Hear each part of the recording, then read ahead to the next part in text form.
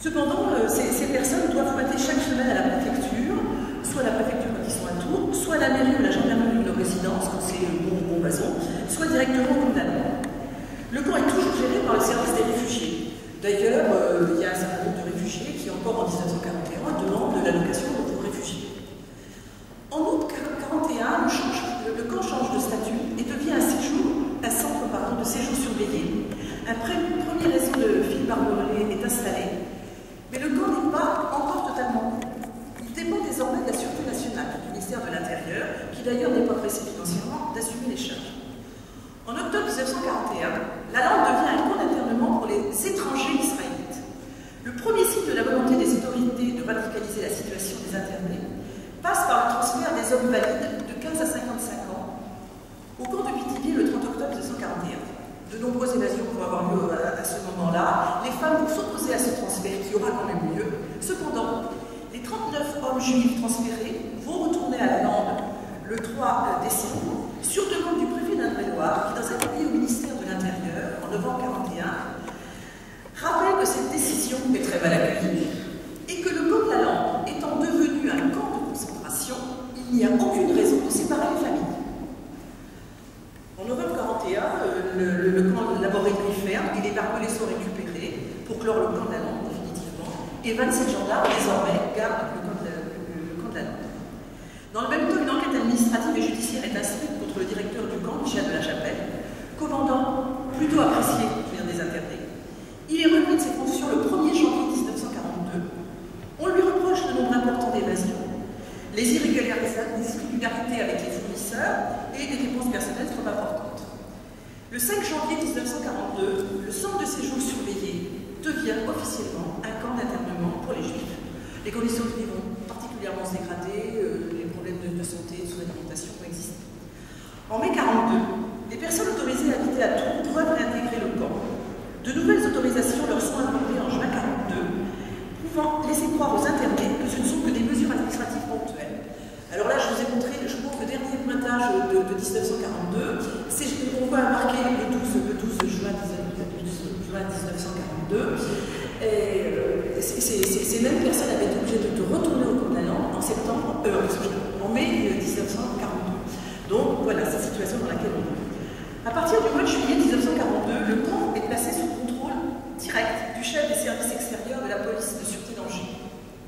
C'est à partir de ce mois de juillet que la déportation va commencer au camp de la Lande. Une grande nave a lieu les 15 et 16 juillet 1942 à Tours. Des bus conduisent les personnes arrêtées à l'école normale de jeunes filles qui est sur le plateau de Rochefort.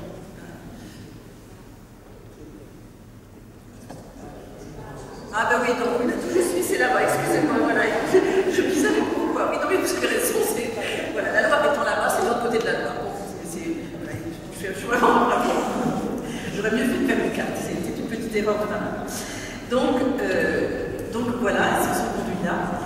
Le lendemain, 16 juillet, ils sont rejoints par des détenus juifs emprisonnés, en particulier ceux qui ont été arrêtés sur la ligne de démarcation et qui sont conduits eux aussi à l'école normale.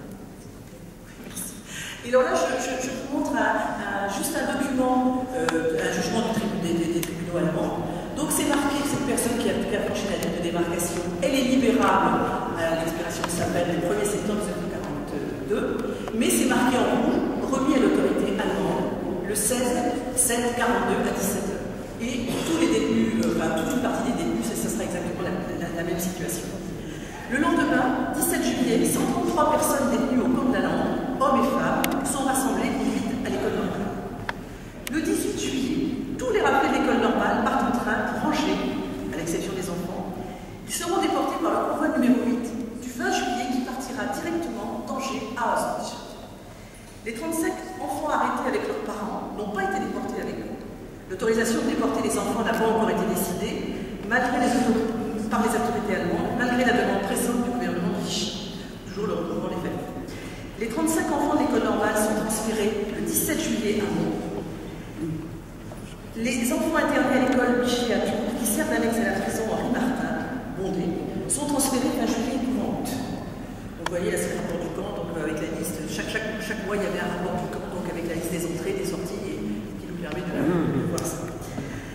Le document suivant que je vais vous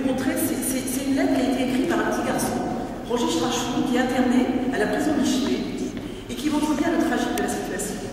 Ses parents habitaient à l'extérieur du camp de la Yamon. Ils essaient de fuir, sont arrêtés et emprisonnés et déportés par le combat numéro 8. Roger est resté seul à la prison Michelet, demande dans une lettre au commandant du camp de Mont à revenir avec les 4 enfants dont les parents sont partis, les étrangers. Et pour lui, le camp est plus sécurisant que la prison. Après le départ des 133 personnes, il reste essentiellement des femmes et des enfants. Beaucoup d'enfants seuls. De nouvelles personnes ne cessent d'arriver tout le mois d'août. Les conditions de vie sont déplorables. De nombreuses lettres au commandant du camp montrent l'angoisse des parents et des grands-parents qui essaient de faire sortir leurs enfants ou petits-enfants du camp. Mais la réponse est toujours négative. Sur les deux documents que je vous montre, sur celui là donc à ma droite, donc à votre gauche, c'est donc la première lettre qu'écrit Monsieur et Madame Oliva. Ces 3 filles ont été rappelées à la rafle de juillet et ces petits-enfants se trouvent au camp de la Lampe. Elle demande donc l'autorisation de pouvoir récupérer ces enfants. Et puis la deuxième lettre, c'est une deuxième lettre qui est écrite, alors là qui a été tapée à la machine, et est marquée, c'est la même lettre, c'est la même chose, et écrit en bleu, la réponse du préfet, c'est écrit en bleu, demandez à Brucleux. Brucleux, c'est le commandant de la Gestapo à Tours, et la réponse, en succès, rien à faire. Voilà. Donc le 4 septembre, 400 personnes du camp de la Lampe sont transférées à Nancy, et le 21 septembre, les 101 personnes juives restant femmes, enfants, malades et vieillards sont transférées aussi à Nancy. Fin septembre, le camp est vidé de ses occupants juifs. Une vingtaine de détenus, la plupart venant de l'école Michelet, seront internés le 6 octobre pour quelques jours. Après la rafle de Tours du 9 octobre 1942, ils seront transférés avec les personnes raflées à Tours, à Drancy et à Angers. À partir du mois d'octobre, le camp devient un camp d'internement pour les femmes, communistes, résistantes, quelques prostituées, venant des prisons parisiennes et du camp de Gaillon. Le camp ferme en janvier 1944. Les femmes sont transférées au camp de Poitiers, sauf 4 militants communistes qui sont transférés à Drancy le 23 décembre 1943 avant d'être déportés à Auschwitz. Pour conclure, quelques chiffres. À Mont, 1121 personnes ont été internées entre 1940 et octobre 1942.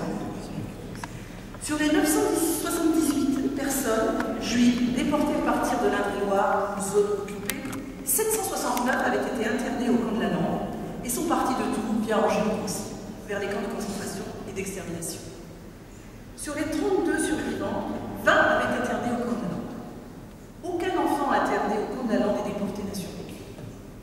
Fait surprenant, il faudra attendre octobre 1988 pour qu'une première stèle soit inaugurée sur le lieu du camp par la mairie de Mont, à l'initiative de militantes montoises qui avaient participé à la résistance. Et 1995, soit 50 ans après la libération des camps, pour qu'une plaque commémorant l'extermination des Juifs soit apposée. Voilà.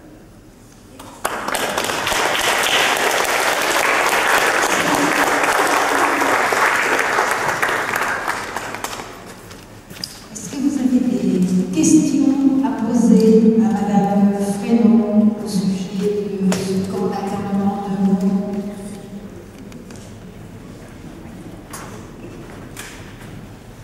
Non? C'est clair et net. Bien.